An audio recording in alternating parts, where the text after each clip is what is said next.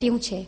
આવા ગાંધીજીનો આજે નિર્વાણ દિન છે ત્યારે RS કાલરિયા પ્રાથમિક શાળામાં ધોરણ 7 ગુજરાતી માધ્યમમાં અભ્યાસ કરતી તેજસ્વી વિદ્યાર્થીની ચિરંજીવી રાધા રાજીવ મહેતા, જેણે રાષ્ટ્રીય સ્તરની વક્તૃત્વ સ્પર્ધામાં માનવ સંસાધન મંત્રી શ્રી કપિલ સિબ્બલના હાથે ચંદ્રક મેળવેલ છે, તે એક નાનકડું વક્તવ્ય આપશે।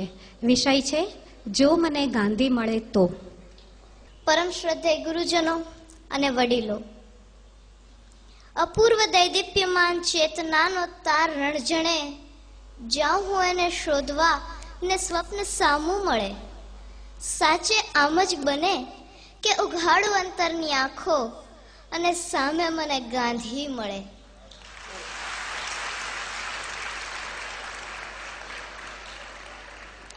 હા, જો મને ગાંધી મળે તો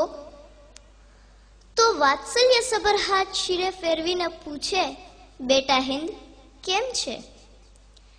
ભીતરમાં કંઈક સળવળાટ થાય અને અંતર અતીતની ગર્તામાં ડૂબી જાય કે સત્ય, સદાચાર અને અહિંસાના પરમ આગ્રહી મોક ગાંધી અહીંયા ક્યાંથી?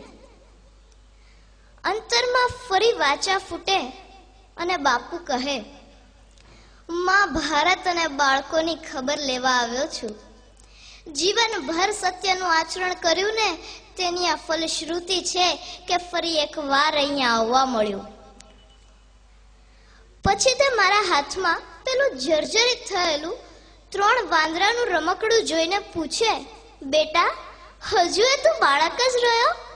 હજુ રમકડાથી રમે છે? પણ બાપુ, એ મારું પ્રિય રમકડું છે। સાંભળીને ક્ષણભર હરખાઈ જાય। ચશ્માની તો હરાજી થઈ ગઈ, પણ ટેવ એટલે ખાલી નાક ઉપર પહેલી આંગળી મૂકીને કહે, મારું પણ એ પ્રિય રમકડું છે। ભલે ને સાંભળતું નથી, જોતું નથી અને બોલતું એ નથી, અને રમકડું વચમાં જ બોલી ઉઠે કે તમે તો ચાલ્યા ગયા બોલીને હે રામ, પણ જેવું પત્યું તમારું જીવન કે ખબર નહીં ક્યાં ગયો તમારો સંદેશ। ગુલામ માનસ, અનૈતિકતા અને વિદેશી વસ્તુઓના વાયરાની જડ એવી તો ઊંડી ઉતરી ગઈ છે આ 63 વર્ષોમાં કે સત્ય, અહિંસા, સદાચાર અને સ્વદેશ પ્રેમ માટે તો તમારે એકડો જ ઘૂંટાવવો પડશે। માં ભારતની અદ્વિતીય સંસ્કૃતિ અને અનુપમ પ્રકૃતિની લહેરાતી કસુંબલ ચૂંદડીને તમારા જ કેટલાક બાળકોએ સ્વાર્થની કાંટાળી જાળીમાં ભેરવીને ચીથરે હાલ કરી નાખી છે। બાપુ, તમારી માં ભારતની આ અવદશા થઈ છે તમારા ગયા પછી।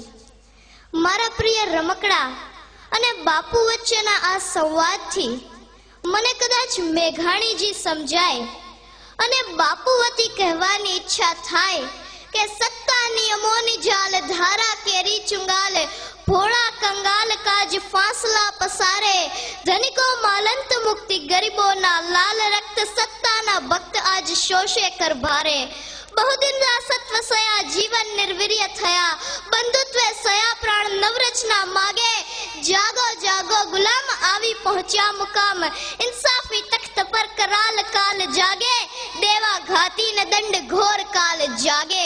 પણ પછી કહું એમ કે બાપુ આપની શક્તિ તો છે, જૂનું છે તેને જમીન દોસ્ત કરી નાખો, નવું જમીન પરથી ઊભું કરો।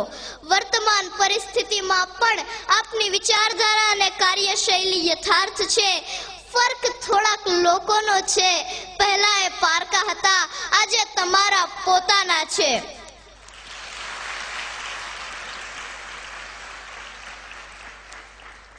સમાજના નૈતિક પુનરુત્થાન માટે અને આઝાદ રાષ્ટ્રની આબાદી માટે ફરી એ જ નૈતિક મૂલ્યોની જરૂર છે જે આપે એક સદી પહેલા આપ્યા હતા અને આજે મૃતપાય દશામાં કણસી રહ્યા છે।